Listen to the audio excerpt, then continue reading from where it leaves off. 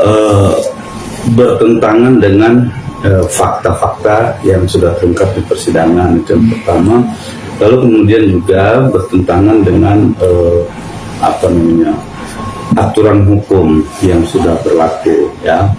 Itulah yang kami sampaikan hari ini kepada Pengadilan Negeri Jakarta Selatan terkait dengan sikap dari Nikita untuk menyatakan banding, gitu. Mungkin poin-poin apa aja Bang yang menjadi banding? Iya, tadi itu sebenarnya kan kalau poinnya kami tidak bisa memperinci, ya, karena sampai hari ini pun, ya, kami tim dari penasihat hukum masih dalam rangka menyusun memori banding. Kami diberikan waktu berapa? 7 hari sejak menyatakan permohonan banding. Artinya hari ini hari Senin, ya. Nah, berarti di hari Senin depan itu kami terakhir, ya, waktu untuk menyerahkan memori banding. Maka kami tim ini bekerja terus, ya, untuk menyusun materi-materi terhadap permohonan banding itu sendiri, ya. Tapi gini, saya mau kasih salah satu yang paling krusial, ya, dalam banding itu adalah terkait dengan ancaman membuka rahasia, ya. Nah, kita tahu bahwa Nikita dipersalahkan oleh majelis hakim itu dengan melanggar pasal 45 ayat 10 atau masalah junto pasal 27B, ya. Nah, dalam pasal tersebut, undang-undang ITE tersebut, itu esensi dari tindak pidana yang dimaksud adalah ancaman pencemaran atau ancaman membuka rahasia, ya. Ini saya luruskan dulu nih, orang-orang masih banyak yang beranggapan bahwa yang terbukti adalah pemerasan. Pemerasan itu sudah tidak ada dari awal. Pemerasan itu sudah tidak menjadi lagi, ya, bagian dari dakwaan atau tuduhan yang diarahkan atau ditujukan kepada Nikita, baik Nikita maupun Mahir. Nah, yang sekarang yang menjadi persoalan adalah pelanggaran terhadap pasal 45 junto pasal 27B itu, ya. Nah, seperti yang saya jelaskan tadi, bahwa esensi dari pasal itu sendiri adalah ancaman pencemaran atau ancaman membuka rahasia, ya. Nah, pertanyaan seriusnya, rahasia apa yang dibuka oleh Nikita atau Mail ini, gitu? Apa rahasia di balik glowing booster cell atau DNA salmon ini? Ini tidak diuraikan oleh majelis hakim dalam pertimbangan hukumnya.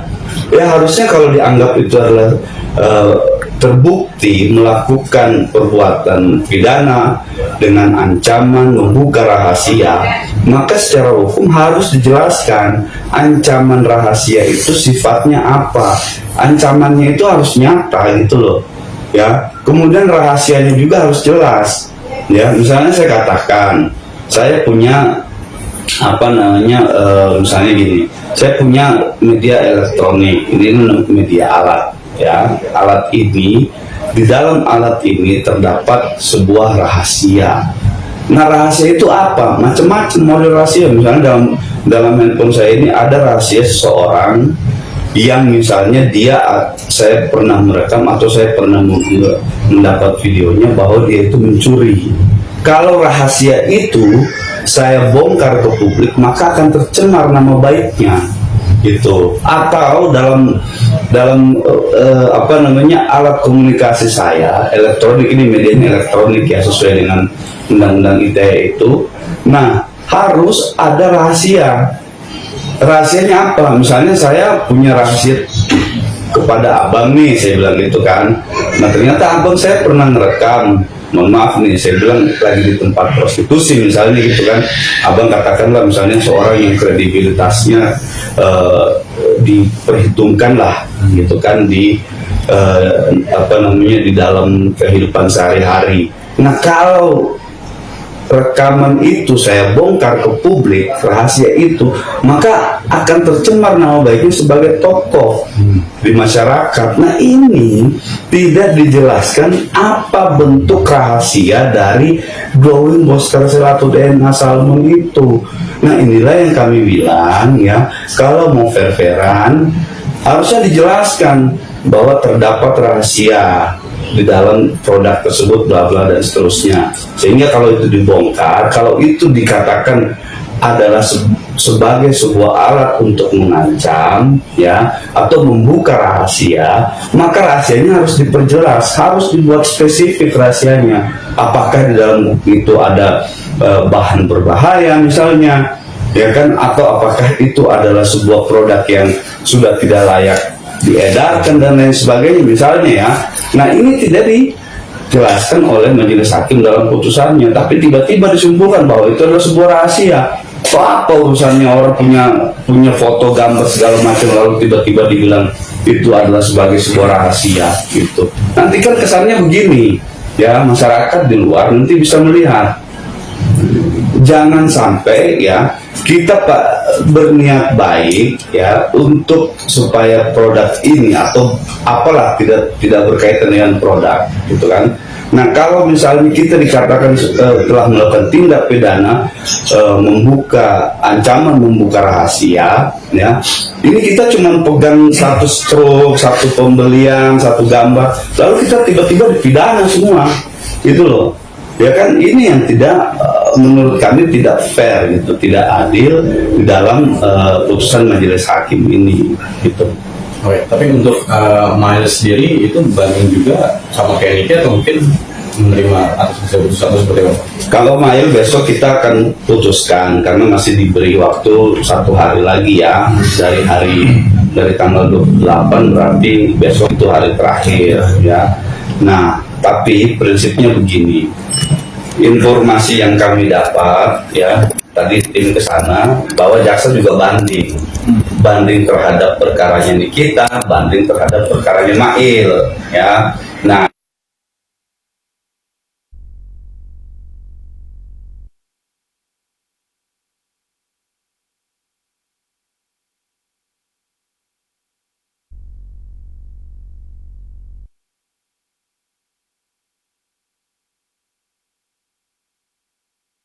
dari kita dan Ismail ini menyampaikan pandangan-pandangan hukum ya, terhadap misalnya ada upaya hukum dari jaksa, nah baiknya seperti apa gitu kan. Nah, kita apakah tetap mau ikut banding atau biarkan saja jaksanya yang banding gitu kan. Nah, ini nanti akan kita pastikan di besok ya, di tanggal 4 besok. Berarti nanti kalau banding ini akan seperti apa ya sistem persidangannya? Ya, pada umumnya kan begini, banding itu pada umumnya adalah memeriksa ya, menelaah dokumen-dokumen yang sudah ada di Pengadilan Negeri Jakarta Selatan ya.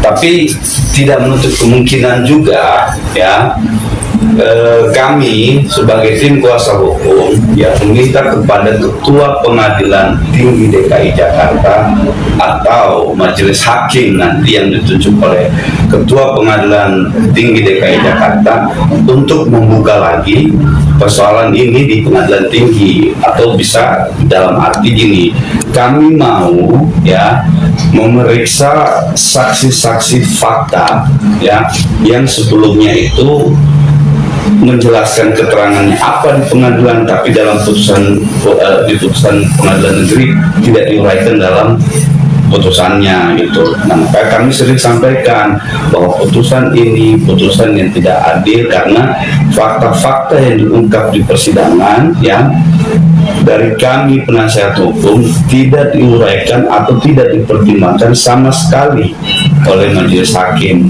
Bukti kami pun yang kurang lebih berapa itu? 57 bukti kami yang hadirkan itu tidak satupun dipertimbangkan oleh majelis hakim. Gitu. Begitupun dengan nota pembelaan kami, ya, tidak dipertimbangkan bahwa di situ ada fakta yang sudah kami uraikan berdasarkan hasil-hasil persidangan, ya. Makanya kami bilang kami setiap kali persidangan itu juga merekam, gitu loh. Kami juga punya alat rekaman kepada saksi-saksi. Kalau mau buka-bukaan, ayo kita buka di pengadilan tinggi. Apa sih keterangan yang sudah diberikan oleh saksi sebelumnya di dalam proses persidangan itu kok tidak dipakai dalam pertimbangan hukum pengadilan ini, gitu. Diabaikan begitu saja. Buat apa kita bersidang hampir kurang lebih 8 bulan? Begitu banyak fakta yang sudah kita gali, begitu banyak bukti yang sudah kita sajikan, tapi tidak dipertimbangkan sama sekali. Itu sih. Bisa bilang ada yang aneh banget terkait persidangan tadi. Maksudnya banyak hal-hal yang bisa dilakukan dari masyarakat. Iya begini, ya. Aneh itu dalam konteks adalah faktanya yang aneh, ya. Saya bukan aneh dalam konteks misalnya perkaranya tidak on the track dan lain sebagainya, gitu ya. Kami menyimpulkan bahwa ini aneh karena fakta-fakta hukum, misalnya soal pengakuan dari pelapor atau RG ini mengakui di persidangan bahwa itu adalah kesepakatan, ya. Nah, misalnya bahwa disepakati harga berapa, ditawar harga berapa, dibayar harga berapa, itu adalah fakta di persidangan. Menjadi aneh kalau fakta itu hilang begitu saja, dihilangkan begitu saja. Kita kan mau mencari kebenaran material, ya, dalam persoalan pidana ini. Lalu kebenaran material itu tidak dipertimbangkan, ya, begitu. Nah, begitupun dengan saksi yang lain. Dikatakan bahwa ini juga bukan persoalan skincare, ya, tapi ini adalah persoalan pribadi. Itu tegas kok itu. Masih ada, kita masih punya rekamannya, semua masih ada. Ya, kalau ini persoalan pribadi, maka kemudian kenapa persoalan pribadi ini berubah jadi persoalan skincare di dalam putusan majelis hakim, ya kan?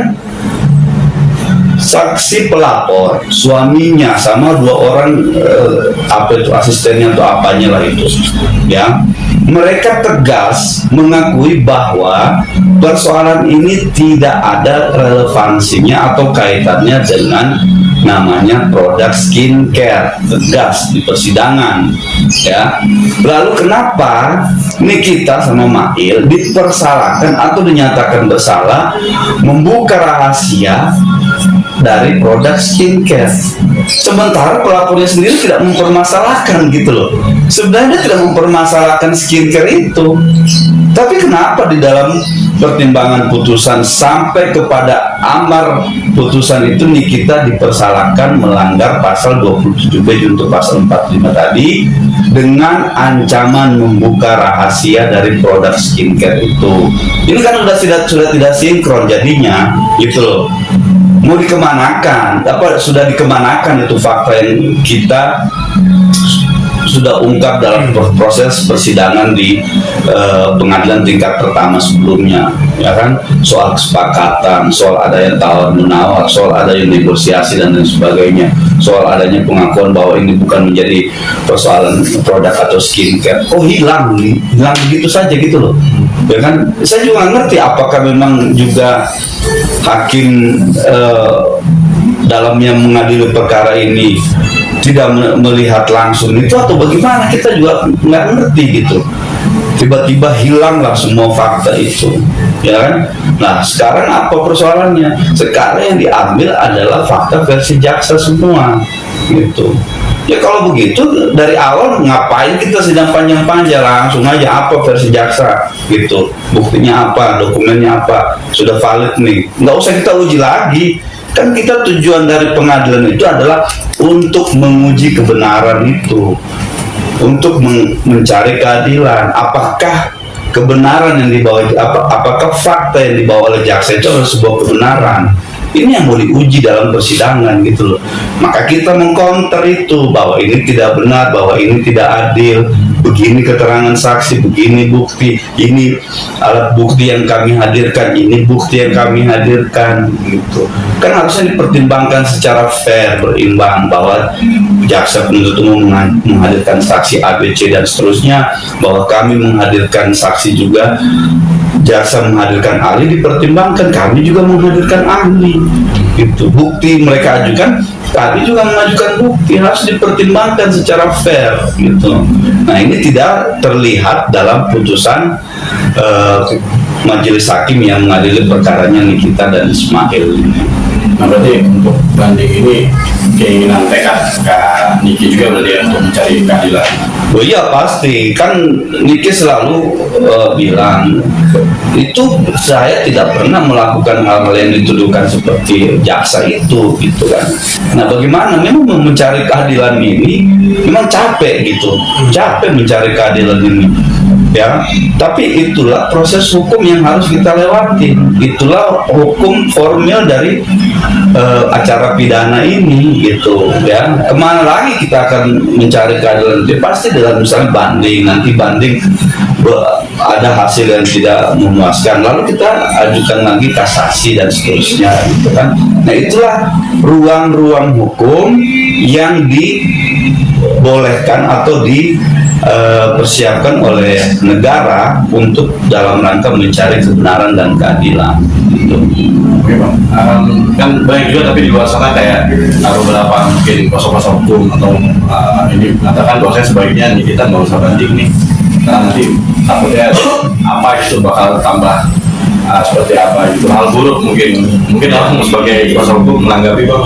Ya, tadi yang saya katakan, ya, kalau kita yakin dengan kebenaran yang kita bawa, ya, maka jangan ragu melakukan upaya hukum, ya. Itu kan pemikiran yang kami yang menurut kami, yang menurut saya, ya, itu adalah pemikiran memang konteks hukum pada umumnya, ya. Janganlah kalau banding nanti bisa naik dan sebagainya. Artinya kalau dia begitu berarti dia ragu sendiri dengan kebenarannya dia, berarti dia ragu bahwa apa yang dituduhkan kepada saya ini yang benar, gitu. Kalau ini kita tidak punya keraguan sama sekali, dia punya keyakinan tubuh, saya tidak bersalah, saya tidak melakukan perbuatan itu, maka untuk apa saya takut mengambil sikap upaya hukum banding ini, ya.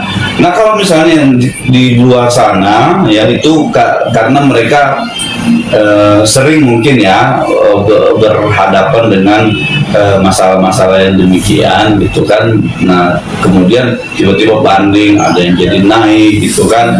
Sebenarnya gini, hukum formilnya itu memang 3 yang mengatur. Pertama, bisa tetap hukumannya itu secara normatif, ya. Yang kedua bisa naik, yang ketiga bisa turun atau bebas atau lepas, gitu. Nah, itu 3 hal itu adalah hal-hal yang normatif dalam upaya hukum apapun itu, entah banding, entah kasasi, kecuali PK, ya. PK nggak bisa naik, nggak bisa turun, gitu. Nah, 2 ruang ini, ya, yang kadang orang berpikir keras, wah, kalau saya masuk banding nanti hukuman saya bisa bertambah, ya. Kalau saya kasasi nanti hukuman saya bisa bertambah, gitu kan. Nah, inilah yang saya bilang tadi, berarti dia sendiri, ya, yang mengalami sendiri itu tidak yakin dengan kebenaran yang dia miliki, gitu. Kalau tidak yakin dengan kebenaran itu atau dia meyakini dirinya salah, ya stop, jangan lakukan upaya hukum, gitu. Tapi kalau Anda sebaliknya, ya, kalau yakin dengan kebenaran yang Anda bawa, go ahead, nggak ada masalah. Saya yakin, ya, pengadilan tinggi, Mahkamah Agung itu adalah orang-orang yang punya intelektual tinggi, yang bisa melihat sebuah permasalahan itu dari bukti, fakta, dan hukum yang berlaku, gitu. Tidak kemudian dia tiba-tiba, wah, ini berapa, misalnya, ya, 5 tahun, gitu kan.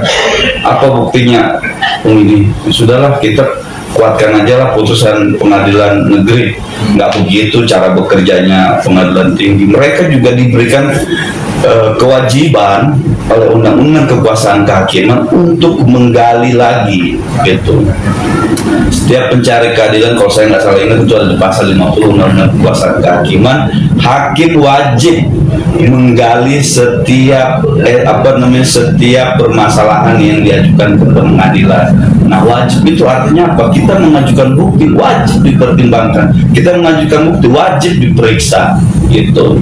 Apa hasilnya nanti itu keyakinan hakim bahwa misalnya ini ternyata tidak ada kaitannya dengan permasalahan gitu kan, maka menurut majelis hakim tingkat tinggi tidak dipertimbangkan karena bla bla bla dan seterusnya gitu ya. Kalau ada yang masuk yang relevan ya dipertimbangkan gitu.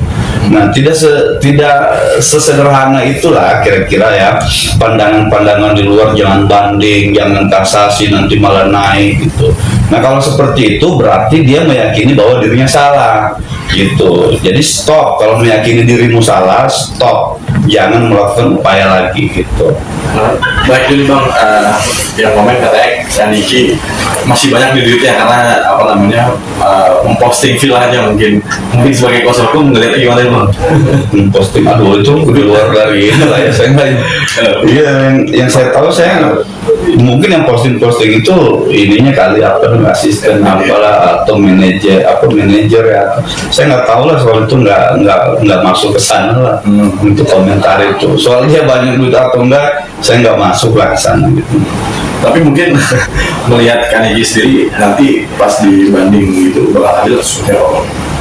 Ya tadi udah saya jelasin ya, kalau nanti ya kami kan juga berencana akan meminta kepada ketua pengadilan tinggi ya, tadi yang saya bilang ya, untuk membuka kembali proses persidangan ini ya. Soal nanti kalau dikabulkan alhamdulillah, berarti Niki bisa datang lagi, Niki bisa memberikan lagi keterangan dan lain sebagainya gitu kan, termasuk nanti kita dengar lagi keterangan saksi ya. Kami mau menguji apa benar itu, karena kita sudah pegang rekamannya semua kan, rekaman saksi-saksi ada di kita. Kalau orangnya benar, pasti dia akan konsisten dengan omongannya dan tidak akan berubah ya. Nah, itulah yang kita mau bilang kepada ketua pengadilan tinggi ya. Harapan kami bisa dibuka kembali persidangan ini. Itu memang yang perdata sendiri itu terganggu nggak sih Bang dengan hal ini, atau mungkin terus berlanjut itu seperti apa?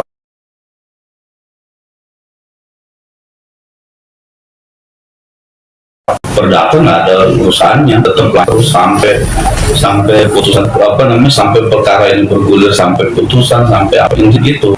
Tidak, yang sebenarnya gini, yang menjawab lebih berhak menjawab itu sebenarnya Bang Andi ya, karena Bang Andi itu adalah